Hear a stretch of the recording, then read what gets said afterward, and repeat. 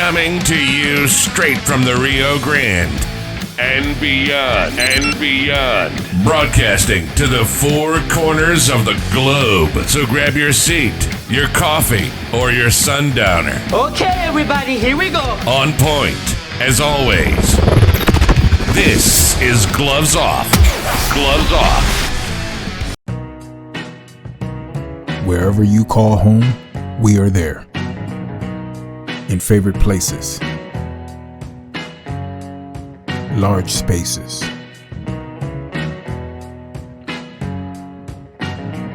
for many homes we have coverage that fits the way you live. And with our home systems protection, you can cover major home appliances and more. We cover more type of homes than ever. Get the coverage you and your family deserves. For a free no obligation quote, visit us online or simply give us a call.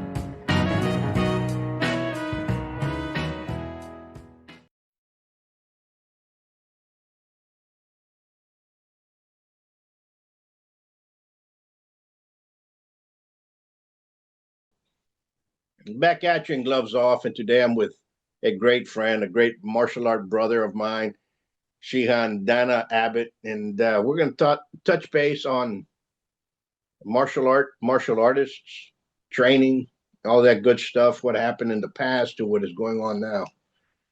How we doing, my brother? I hope you're doing well. Hey, doing really, really well, just staying in shape, you know. At the end of the day, it's all about being able to walk well, you know. Absolutely, you know, absolutely. We've known each other for a long time, and we've always touched base, and we've always talking about the past and the future and where it's going and so on and so forth. Yes. And I want you just briefly, for those people that are coming in and they don't know about anything about you, talk a little bit about your martial arts, your experience, and you learned, because you're one of the few that actually went back to the origins of what you do, what you study, and learn from the source. Just talk a little bit about that. Just keeping it within a paragraph. What I did was I lived in a little town called Prescott, Arizona, and that little town was where you saw those movies like Billy Jack. So I started learning punch kick there, and within 6-7 years I was over in Tokyo, Japan, because I knew at that time if I could work out with the masters, I would get better myself. After 15 years of being there, I came back to the United States. I got everything going smooth, and I've become internationally known, traveling to about 30 countries and teaching people the spirit of the thing through weaponry, of course, and through any way else you can that's in the martial arts. So now, next week I'll be 69 years old. It's everything's come around. It's like karma. What goes around comes around. I've been doing almost 50 years of martial arts, and I have yet to get gray hair, and it's curly.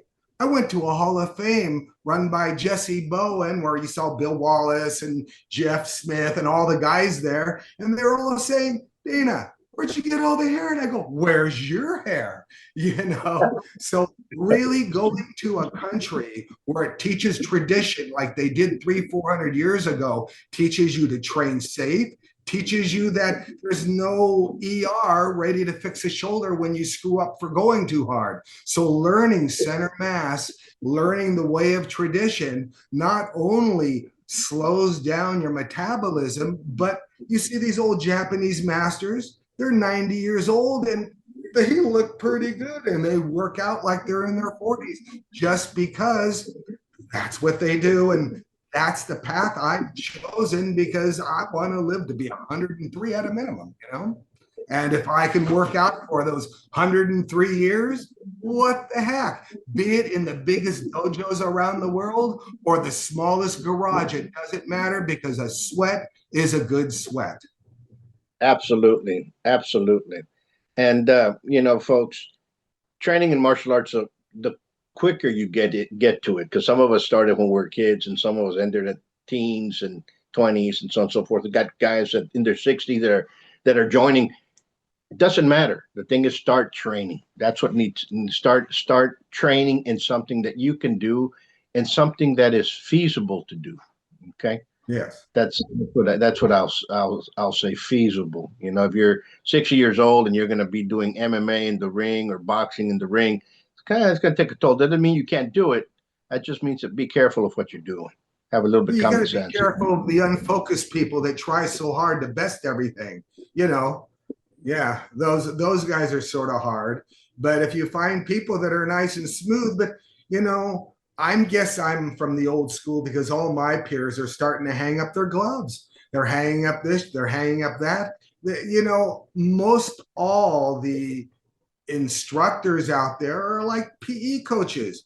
They're young and vibrant in their 20s and their 30s. They get a little heavier, but they got a whistle, and they're eating junk food because they have to be teaching instead of running with the students. They're directing the students, of course. And by the time they're in their 40s and 50s, you know, they're pretty sedentary. And that's one of the biggest things. And all of a sudden, when they hit 60s, they're going, well, I can't really move anymore. I can't do push-ups anymore because they ate all those Dunkin' Donuts right next to their school. You know, over the years, it takes its toll. I haven't been to a, what do you call, fast food place in years. I'd eat it. You know me, if someone put one in front of my face, I go, oh, I haven't had this in a long time. But I pass it up just because it's not hard to be that focused to eat better food at home. Absolutely. You know, and you mentioned something earlier, you know, the big schools and compared to the garage schools. Yes. Over time, some people teach in the garage, you know, and I converted my I enclosed my garage because I want to train. I'm training all the time. So now we're training from there. It's due to some issues that occurred and some fraudulent transfer that occurred. We're back to that. And some people say, oh, you're back to square one. It's not square one. Actually, it's not better. I'm gonna tell you why. I'm gonna tell you, because now I can actually pick and choose my students. In a commercial, that makes a big difference, you know. If you got to make a monthly nut on a $6,000 building, and you have students that in this day and age, they have, maybe I show up today, maybe I pay next month. I don't know. They're not even looking up at you. But if you're in the garage or your area or something on your property where it's basically free, you know, you don't have to worry about that. And then you only need to take in the people that wanna. And those people are few and far between. If we're in the Marines, only 10% wanna. If we're in the Boy Scouts, only 10% wanna. You know, if you're in anything, only 10%, maybe 20% carry the other. But, you know, there's 80%. But when you have to have a business because you have a, you know, what do they call it? Wall and mortar and wall, old-fashioned building, you know, you got to pay rent and everything on it. But the garage, listen, I started thinking about the garage when we spoke a little bit before, and yeah, I'll tell you what, if you never worked out in a garage, you never got your ass kicked. If you never worked out in a garage, you never had a good sweat, because most all the sweats I see in these strip mall schools are like, did you see me do that?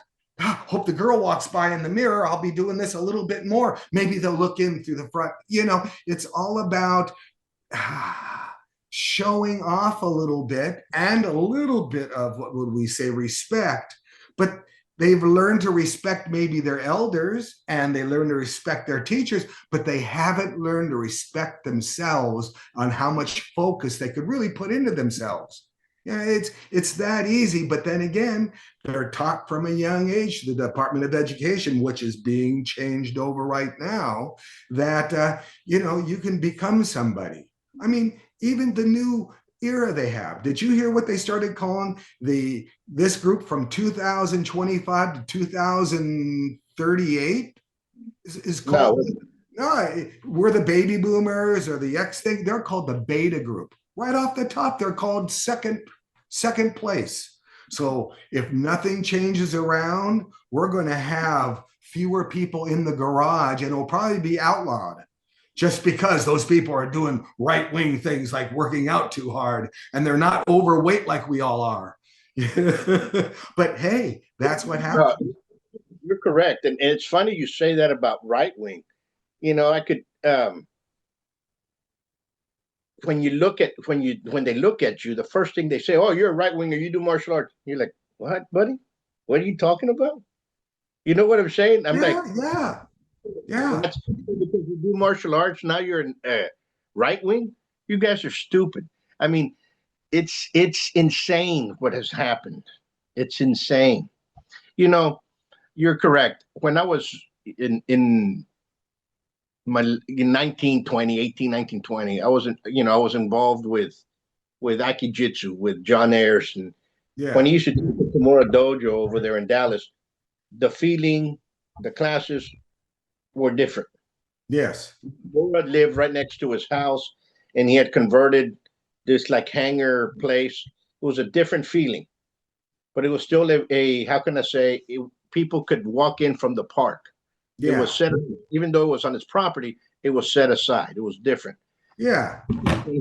When he used to teach inside a storefront, I'm going to call it storefront, Yes. the feeling and the way you did Aiki was a lot different.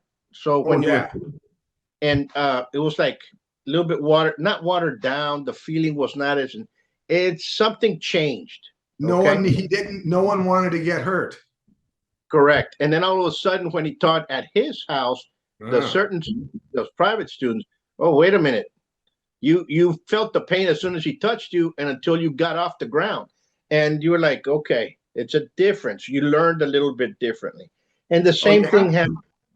to. Yeah. And the same thing happened with Savat in France when you used to go inside, because a lot of schools in France, they were taught in rec centers. They're not private. Savat schools aren't private schools like Yes. your that we have and we pay for and you can come in. Each one of them, it's either taught in an educational facility, like a school or a college or a rec center. Same around the world. Same. Same. So, so when you train there, yeah, you banged a little bit. It was more boxing and everything else. If that was the mentality of it, but if it was in an open rec center, you didn't see that. It was a little bit more laid back. It wasn't. It was hard, but it was a different feel. Then all of a Yeah. sudden, you were invited to go train at your professor's house. Well, guess what? It was a lot different. You were learning some stuff there that, wait a minute, how come we don't do this over there? Because the feel was different. It became tighter nucleus, just like you said. You learned to Yes. kick out more. Well, you had to because you don't have to show off. You know, I wrote down a couple of things because I was thinking about the garage because my martial arts goes back fairly far, what I can say, and I started religiously, in 1978, but before that, I played around with it. So I remember my first time I ever worked out in a garage was back in 1965 when I was about 9 or 10 years old. And my big brother Butch, this is old talk. His name was Butch, and we went over to UC Berkeley and learned how to fall and everything. And then my mom, she sent me with him because if he was going to throw me down the stairs, I needed to land correctly.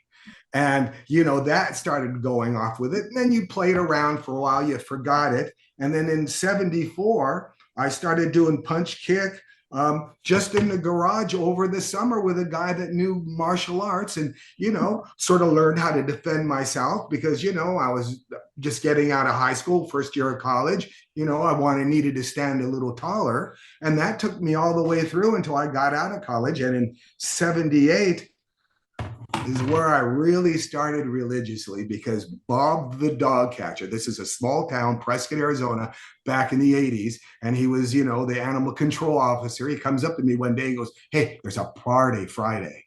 And hey, you want to go?" And I go, "Yeah." So I get there and it's mostly all, police, this, that, and the other. And I'll tell you what, we're talking and everything. And he goes, "Yeah, you want me to show you a double punch kick?" And he shows it to me. And I go, "Where can I learn this?" And he goes, "At the Police Athletic League."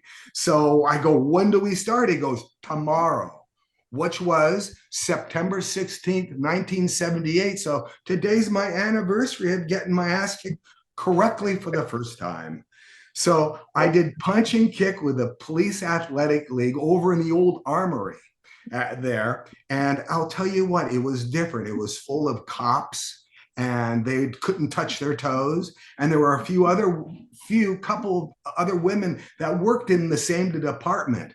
And I'll tell you what, they were like yellow belts or whatever, and they could do katas so beautifully where the black belts like would trudge through. So I could see the difference between sparring, practicality for police, and what is foo-foo. So anyway, I played around with that for quite some time. But then I met this guy named Toby Delgadillo. He was a Vietnam vet. He spent time over in Korea for years, came back, one of those guys that wasn't married, didn't deal with people. And I ran into him and started working out with him. And we gave ourselves a guilt trip 3 hours a day, 6-7 days a week. And he taught me Korean karate, kicked the shit out of me. That was really good because that's what you have to use it for. So I was all bruised. But one day I hit him pretty hard and he went down. He came back up and he goes like this and he goes, "Time for weapons." So started on 3 sectional staff, went through all the weapons, and then he put a sword in my hand about a month or two later, and I went, this is my feeling. So anyway, I started moving west, and I went from Arizona, Prescott. I went over to a little town called Santa Cruz, just because I did. And I started working out with in a garage. This is another garage thing. And the guy in Prescott, Arizona, his whole house was a garage. And we worked in the park, worked this, worked that. But when I went over to Santa Cruz, same thing, garage, because that's where you get the best sweats. That's where you get the best this. You don't get rank. You don't get this. You don't get that. No, you get to defend yourself to the point where no one bothers you because they know you stand tall. So if you go out and you get a black belt over at a strip mall school and you put the same hours into a garage, you walk out of that garage, no one screws with you, because the old days was back in the late 60s. See that girl over there? She's a brown belt. It's like a goddess on the mat. And remember, back then it was mostly judo, a little bit of kempo when Parker started doing stuff, but it was mostly judo. So anyway, I went, where was I? 79. I started doing Hungar Kung Fu in a garage in their backyard because it was all nice. And then that time it took me over to Japan. And that's when I got into big schools. I mean, you know, everything is in France. You know, the Department of Education, Recreation takes over everything. And if you want to do this, you got to do it in all these regulated programs that have been around since they've been started. So judo and kendo were the big two boys there because that's the only thing they recognized. And through kendo, you just got the crap beat out of you 6 days a week. And on the 7th day was tournament. The interesting thing about it is if you did want to work out somewhere else, like in a garage, there weren't any garages over there. So you'd go into a garden and you do a lot of iaido and those kind of quiet arts in the gardens because that's what they were made for. So anyway, after I got one of my shodans in kendo, I started traveling around and I went around the world. And I'll tell you what, that's where all the garages are. Every hole in the wall is in every country. If you go to Greece, there's something on the corner that's near the beach. If you go to Venice Beach in LA, there's a little dojo off in the corner that doesn't cost a lot, and people with really gnarly feet and knuckles go in there. Or you go over to Germany, lots of judo there, for example, and you go on in, they throw you around like a rag doll and you're all happy. You travel down to Africa. Now that's a different story, you know, because the villagers, someone leaves and goes up to goes up to Kenya or goes somewhere, they bring it back and they start their own little clubs in these little huts. And, you know, everybody keeps it strong, but the only strong 10% practice it because they're the ones that keep the bullies away. So, yeah. You're correct. You're absolutely correct. And you see the recreational, you see the educational clubs, and then all of a sudden, guess what? This professor turned his garage into a school. And guess what? You want to go learn? Let's go over there on Saturday. let's go over there on Friday. And you see that everywhere here. You see that with some of the older in older schools, and some of the older guys. That's what they do. They have a house, and all of a sudden, their school's in their backyard. Well, it must be. It makes it so it's a pleasurable experience instead of I have a contract and I hope people show. And in this day and age, very few show. And you know what? You really don't want those people anyway. I mean, if I had a strip mall school and I wanted 300 students, I know 250 of them would be kids that you're babysitting in one way or another. And, you know, it's just sort of like, not my life of being a martial artist.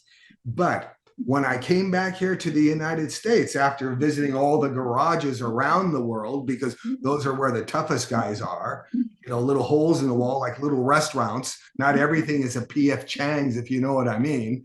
And I came back to the US and, you know, everybody's out of a YMCA, or everybody's doing a program over at the school. Everybody's doing this because they really can't get an inheritance or some extra money to start a school. But the ones that do start schools, they get a lot of schools, but they really, there's a term that my teachers always use. Are you a Budo man or a businessman? And very few people sort of can go from one to another. I'm a Budo man. I don't have hundreds of thousands of students, and I don't have 1,500 black belts, you know, but I still have my hair and I feel really good, and I can best most any 25-year-old out there just because they don't have the focus to go more than 20 seconds. You're correct. And it's sad because, you know, a lot of people don't know this, but New Orleans, I'm going to talk a little bit about history. New Orleans from 1860, probably to about right after World War One, had a fencing or a knife fighting school almost in every corner. Yes. And people lived there. They taught downstairs and they lived there, or they taught in the back alley. And this is something that a lot of people do not understand. And that's where the people came out of. People would send their students to go learn there. Yeah. They'll learn French, and they'll learn this. They'll learn how to fight, and they'll send them back, and they'll go back. You know, they'll be there for whatever 2, 3, 4, 5 months or what have you, sometimes a year. And people do not understand that occurred in the area of Philadelphia. There's a lot of boxing gyms there. And a lot of these old-time boxing coaches and trainers, some of them live upstairs from the boxing gyms downstairs, and they have a little apartment. They live upstairs.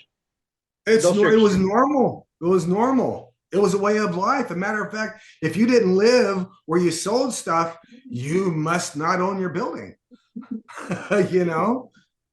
You're correct. Because that type of we've gotten away because of suburbia USA, you know, and we've gotten away from that. But before, most people that had a bakery downstairs, they live upstairs, or they live behind, or something to that matter. If you really look and do research, you know, and a lot of storefronts upstairs were where people lived, and downstairs was where the commercial properties were in some of these cities. Of course, then later on, more residential, because people started to populate certain areas. But but it's a different feel. I'm telling people, it's a different feel from learning from a rec center, from learning from a university, to learning from a strip mall, to learning from a standalone building, to learning to somebody's where the instructor is. It's a different feel. And sometimes you have, and it's not for everybody, but it's only for those that want to go the extra mile or to learn. If they really want to feel and learn the art, you're eventually going to have to. There's a lot of individuals that way. Hey, it's spot on. Just because that's where they are. And moreover, the people that really know how to fight or whatever, they don't want to spend money on learning how to fight. You know, they don't want to spend a fortune on getting hit in the mouth because it's not fashionable. In the garage, I remember working out with teachers and they go, hey, the only thing you're paying with is the bloody lip and you hanging with us. If you can hang and you don't mind the bloody lips, you know, and the separated whatever in my nose, you know, and all that kind of stuff, the click in my ear when I run, you know, if you can't put up with that, go to a mall school where your lawyer will protect you because you can tell on them. You know, yeah, strip mall schools. I don't want to say anything bad about them, but they were made in mind for the young person to get a little bit more discipline because the parents never learned it themselves. Oh, I sound like an old guy. No, you're kind of right. It's, you know, and that's changing too. You know, I started teaching in '88. Yeah. And teach here, taught overseas, but in the '90s, used to have fathers call and say, you know what, I want you to teach my son how to fight or my daughter how to fight. Yeah. How to fight. Then all of a sudden, in the 2000s, I say this over and over and I repeat it. You have the father call and say, my wife is going to take my son or daughter because I want you to teach them how to fight. And then somewhere around 206 to 210, the mom started calling. My husband told me to call this school. Okay.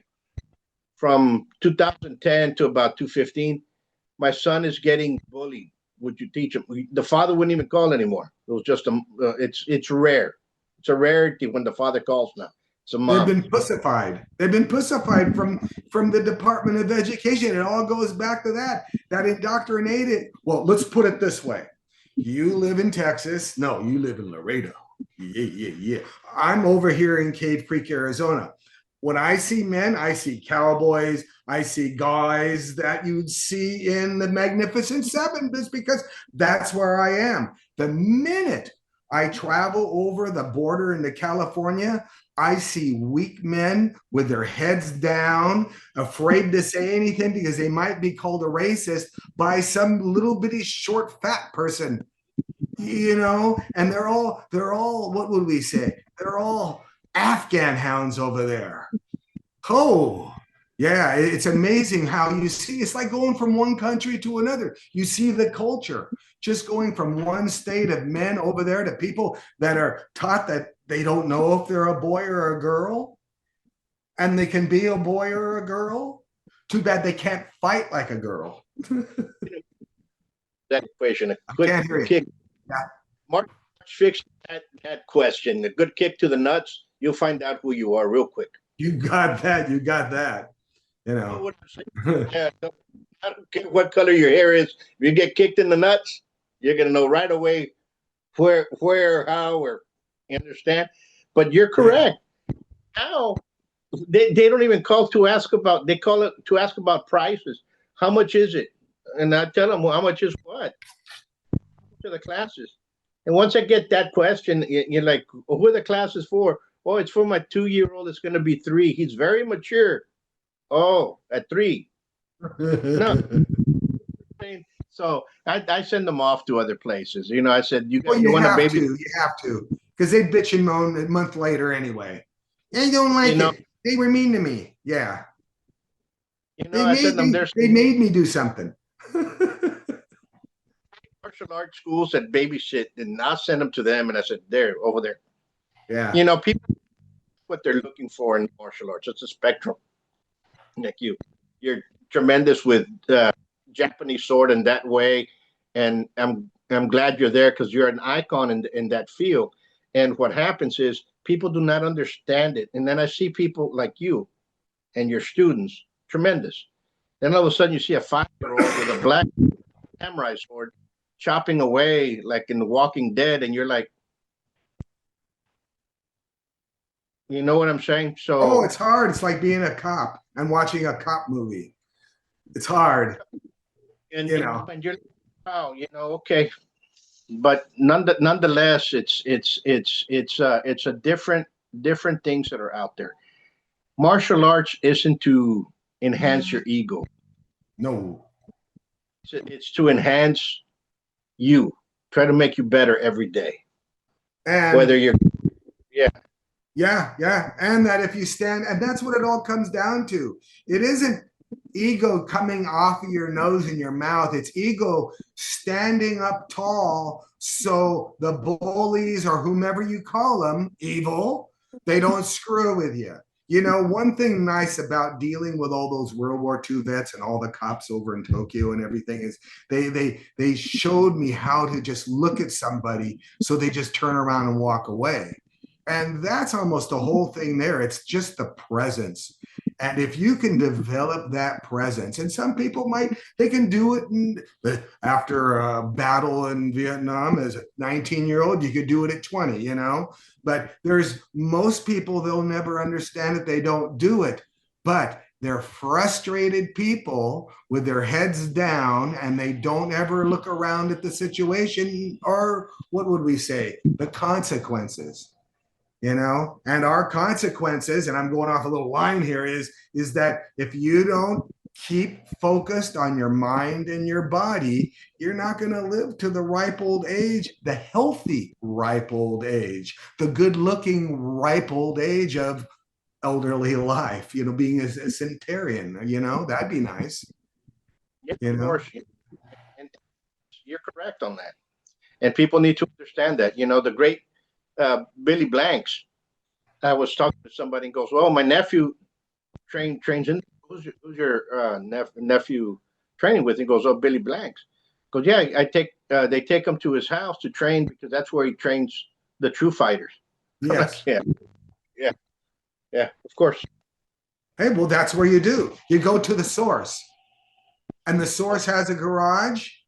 And they don't want to put a lot into it because, for example, for me is when I went over to Japan, all that training, college cost me $200 to get in. And after that, it was basically free. You know, all they wanted to see was this foreigner putting the blood and sweat. And they have never seen another foreigner since then. You know, I was expecting, you know, wow, Japan is opened and I'm the first white guy here and stuff like that. I was the first and the last. I don't see anybody, you know, well, I see someone coming for a weekend. I see some people doing ninjutsu, you know, I see a few other things, but people that go over there and really train where if they don't piss brown or blood at least a few times a month, they're not working out hard enough. You know, that's what you get in the garage. You work out that hard 3 or 4 times a week in a garage. Hey, no one's going to give you a pep talk because they're too busy huffing and puffing. I'll tell you what, I work out in the garage too a lot of the time because I live a little farther away. And after the COVID stuff, everybody's school sort of dissipated and everybody got busy on the phone. So me 3 or 4 times a week, I have students come over and they work with me on spear fighting and sword fighting. And it's really good because I get a good sweat, you know, it takes me about an hour or so to wear them all down. And I have a really good sweat and allows me to eat ice cream. And that garage work is, and we're in the middle of Phoenix and I don't got no air, well, in Arizona, and I don't have any air conditioning in the garage, no. So it's sort of hot, but guess what? They do it because they must. And I'll tell you what, I take some young kid that's say 30 years old and within maybe coming over 10, 12 times, they stand 3 inches taller. They can walk a lot better. They see things a lot better. And they never think about rank. Like I never thought about rank. I just wanted to make sure I didn't get my ass kicked when I was walking down the middle of the street in Oakland, if you know what I mean. Yeah. And, you know, I spent a lot of my last part of my life, but my beginning part of my life was in Oakland, Richmond, California. I remember having a paper route and you at 5 o'clock in the morning, you walk down the street at 8 or 9 years old because you won't, if you get jumped, you at least run, you know? Yeah. Especially on payday for everybody. Yeah. So yeah, garages were the best. You know, those schools, that's what I believe, that's what the humble means. Homes. Yeah. And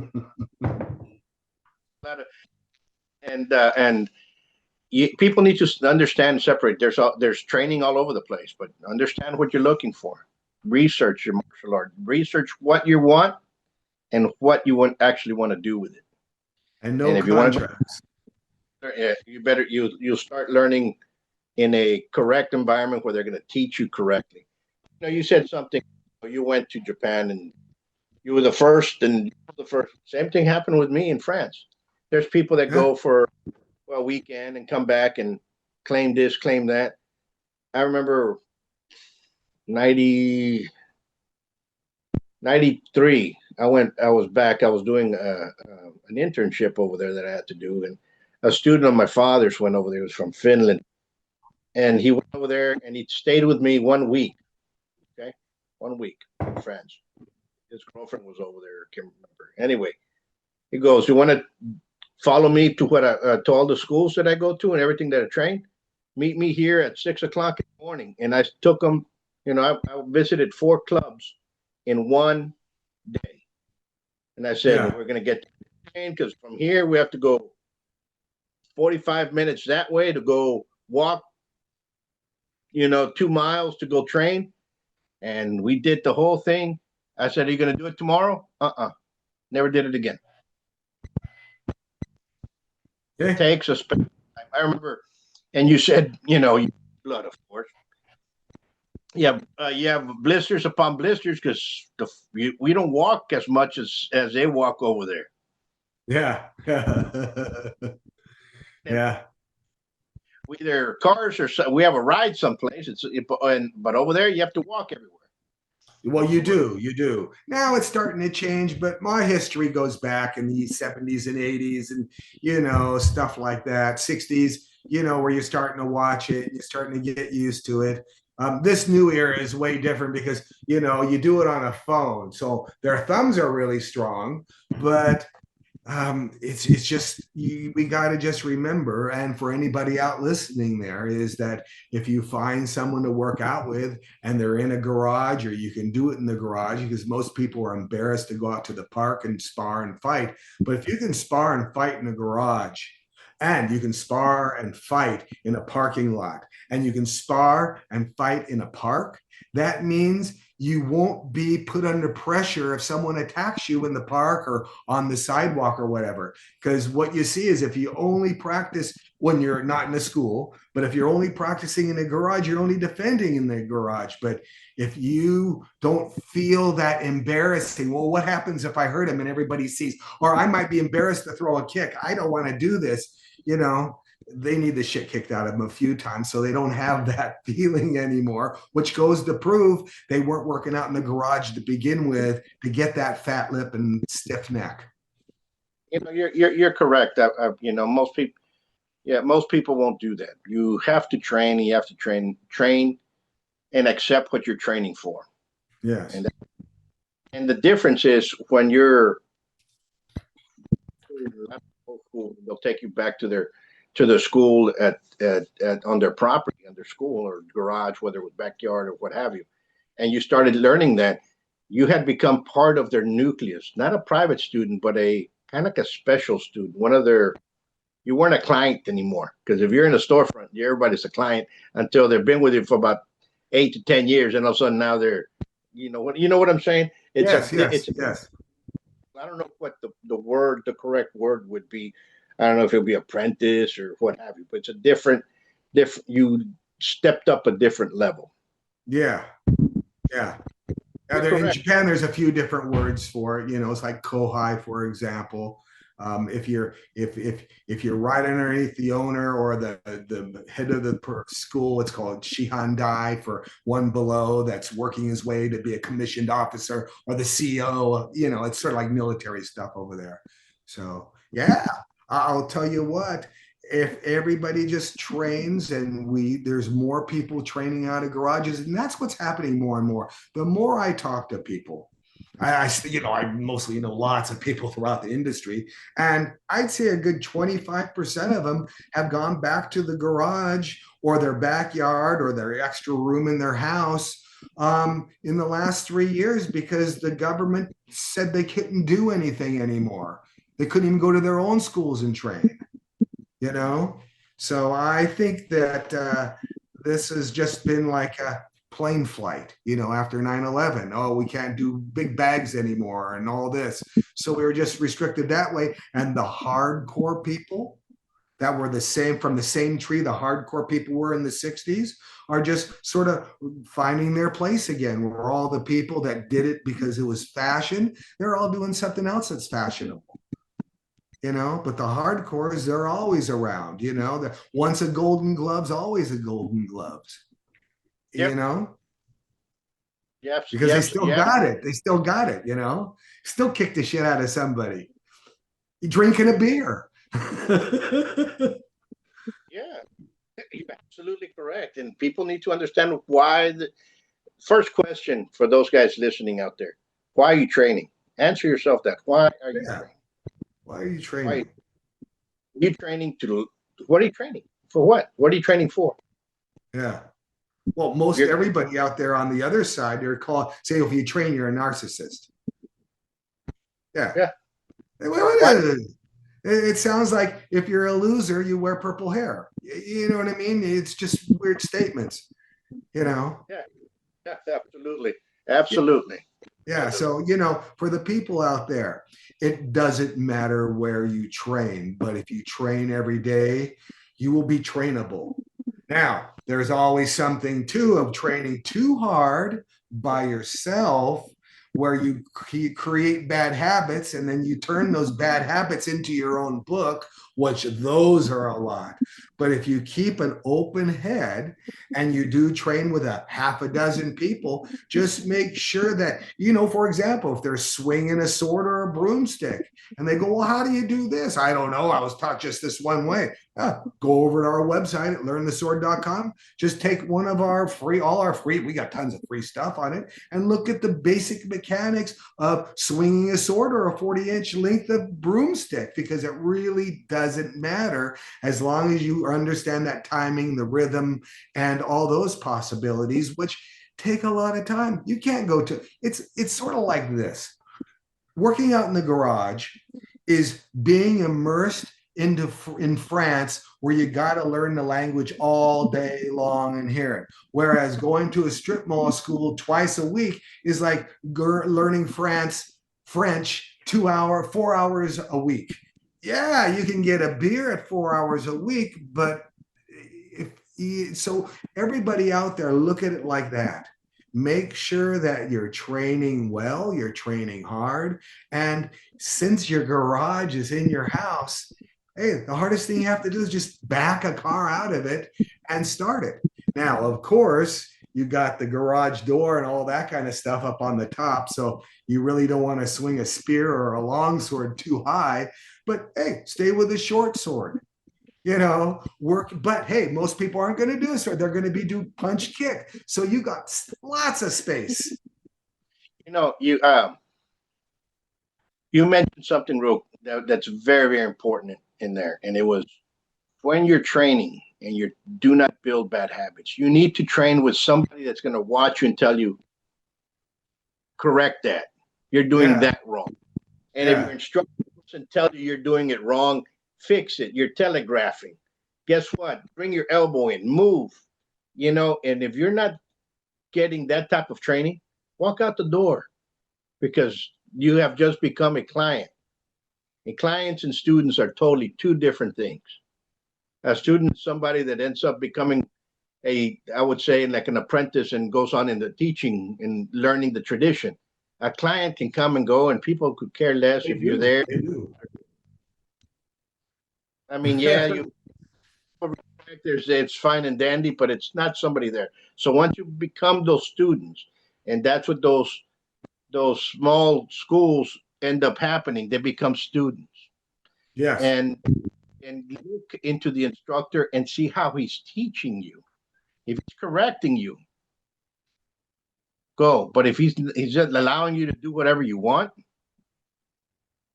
different story. It's a different story. And those people are all over too. You see their names at the doors, but you got to check everything out and do a couple classes. If you're working out of a strip mall school, they'll let you take a couple of classes there, or your kid or whatever. And if you go over to a garage, chances are they're just happy to see some new meat, someone coming in and sparring a couple of times and see if they can handle it. And sometimes it works out, sometimes it doesn't. But at a minimum, there are some people that walk around a different block because they don't want to pass that garage anymore. Because, humility is a part of martial arts too.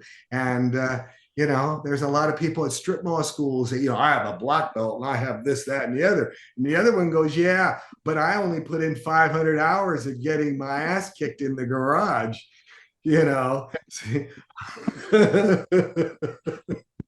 Funny because in Brazil we go back and forth with my wife and stuff, and capoeira. We go over there and you see the capoeira academically. Yeah, yes. They're good. Yeah, the teachers that have their schools in their backyard with a covered cement floor with just a covering on top like a carport. Yeah.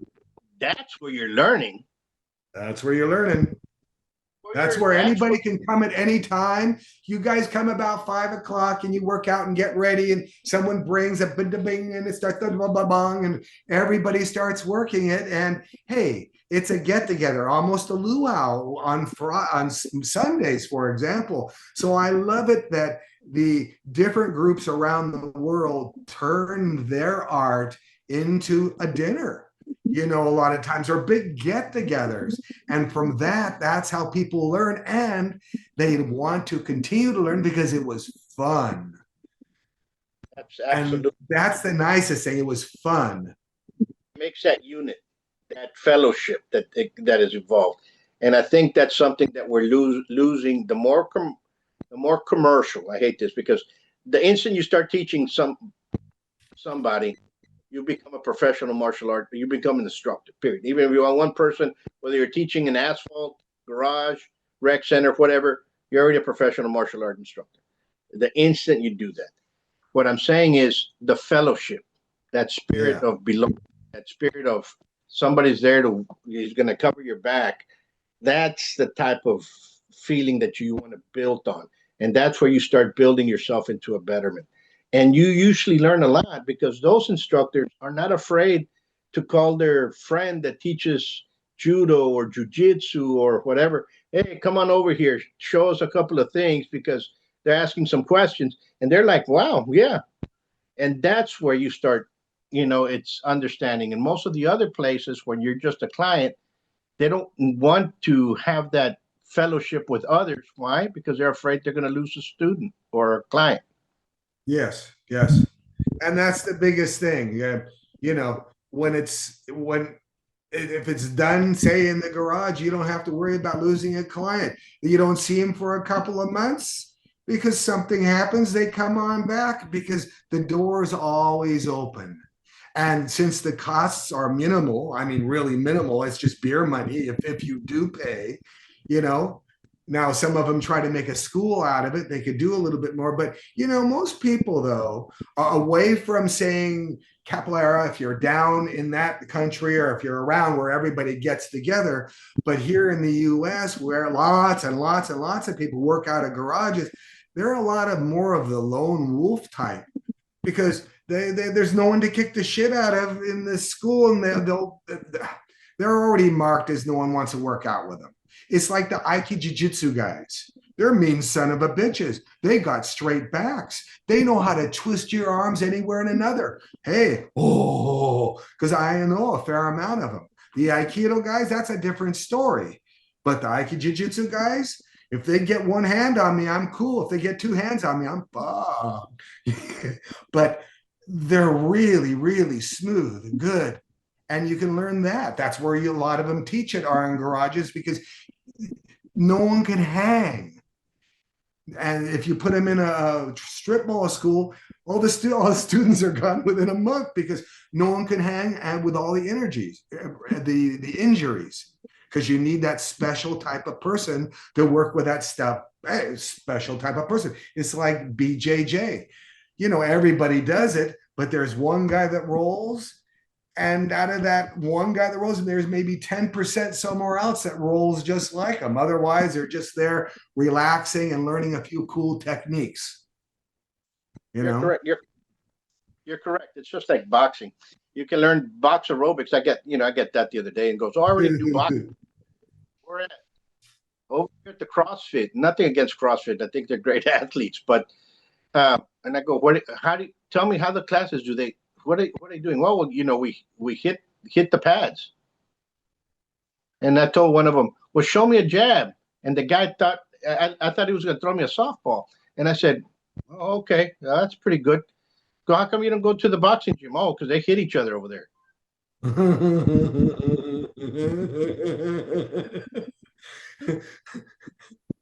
Okay, what have you? I'd rather go over there to where the guys hit each other, or he's going to teach me and I'm going to teach him, or what have you, and then go over here to some guy that, okay, I'm feeling good, and all of a sudden, in the middle of the night, you get banged up by a 13-year-old that was just raunchy and just mean little kid.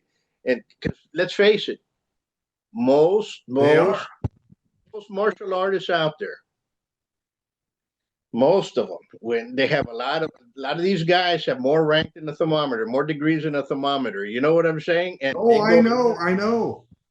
And they go out to a parking lot and a teenager whips their rear end, and then they're like saying, oh, well, that was disrespect. No, that's reality.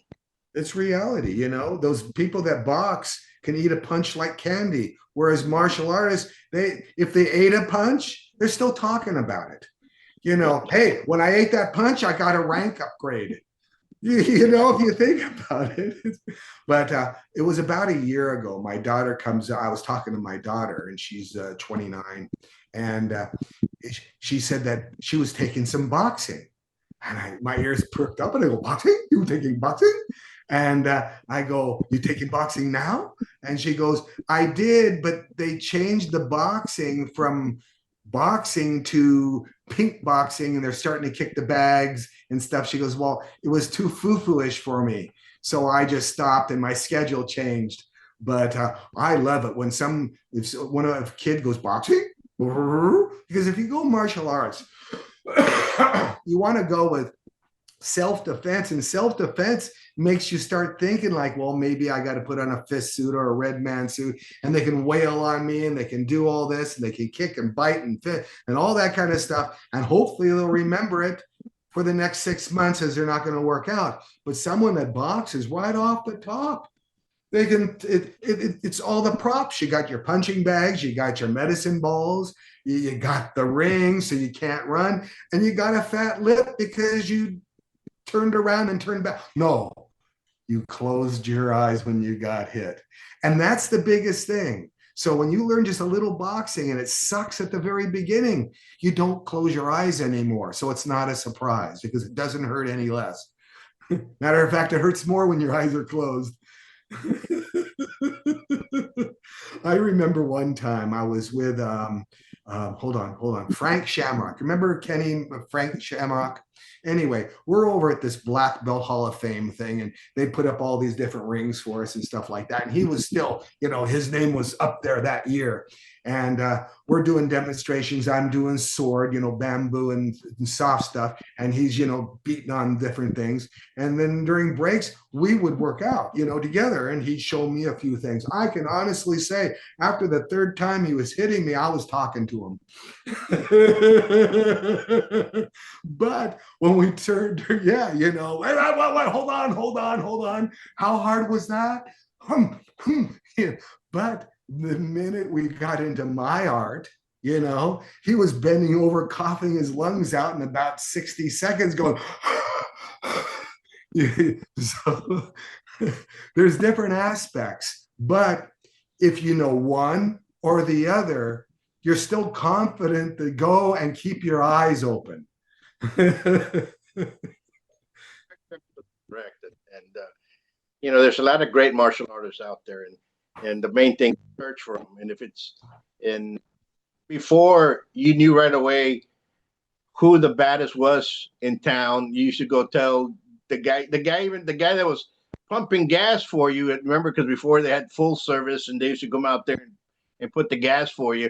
And you say, "Oh, I want to go learn how to defend myself." Well, go train with that school that's over there and 2 blocks down to the left, and that's go look for it. Now you ask somebody, "I really want to learn. Who should I go with?" Go to Yelp. What's a Yelp? You know what I'm saying? Yeah, Like, what? Oh, okay. Before you knew where they were. Like you said, they walk around the school around. They'll miss 2 blocks. They'll go around 4 blocks to avoid the block you lived on, or just And people don't understand that. But unfortunately, martial arts does that. Martial arts encompasses everything, learning how to fight, the fight sciences, right? But ask, research. It was a great conversation because it made us both laugh at the realities that are. So we'll do it again. And for you guys out there, if you're going to train, search, do your research, go do a class, go do it, ask around. Yeah, everything's free. If you just ask, they're not going to charge you this, especially in this new day and age where, everything's dying as far as the old way. I went to a Hall of Fame over in Vegas over the 3-day holiday, Labor Day weekend. And I heard before I left that, the place is dying. You've heard it probably too, that Las Vegas is bare. It's empty. And when I went there, we were at the hotel, and it's a nice place. And when you check in, for example, there was no one there. On Saturday night, no one was at the tables. There was no line for Starbucks. So it was just gone. So it goes to prove if that happens with Las Vegas, the same thing's happening with all the schools in the martial arts because they're charging. Well, I'm charging $200 or $300 a month. They might be able to, but it's flipping on over where it's going back to garages where, right now I can work out on Sunday mornings at 7 to 10 and I can work out on this and that. And down the street is a guy that says, come over anytime. Because that's what a real instructor does. You come over anytime. Like my bitch at 10 o'clock, but it's okay. You be here by 10:30, So it's nice working out at the houses. And everybody's been indoctrinated watching these Chinese movies too, where the dream even in Chinese movie is to be a grandmaster's grandson and having 500 students coming into their big, huge compound to work out with them and stuff like that. But in true actuality, what you see in your garages today was the same thing all through China or the same thing all through Japan. Did you know that the samurai class, for example, all their teachers, they didn't teach hundreds of this or hundreds of that. They were all in groups of 8, 10, maybe even 30. Miyamoto Musashi, you could count all the students on your hand. Just because that's the way it is. Very few go-getters out there. And, so if anybody wants to train in a garage, and they find a garage, you're probably going to be working out with a lone wolf go-getter that's going to train you how not to close your eyes when you get hit. And later, you can go in for the first shot. You're absolutely correct. You're absolutely correct. And those are some words. And we'll leave everybody with this. Yes. You, my brother, you safe over there. And but folks, y'all be safe, stay safe, and God bless you. Until next time, much peace. Have a great day. Have you ever wondered about what happens in a martial arts studio? Well, you start right away by setting goals, building determination, gaining focus, building skills, all while becoming more fit, gaining confidence, and learning self-defense. Buitron Academy is a school where attitude meets aptitude. So give us a call at 956-401-4868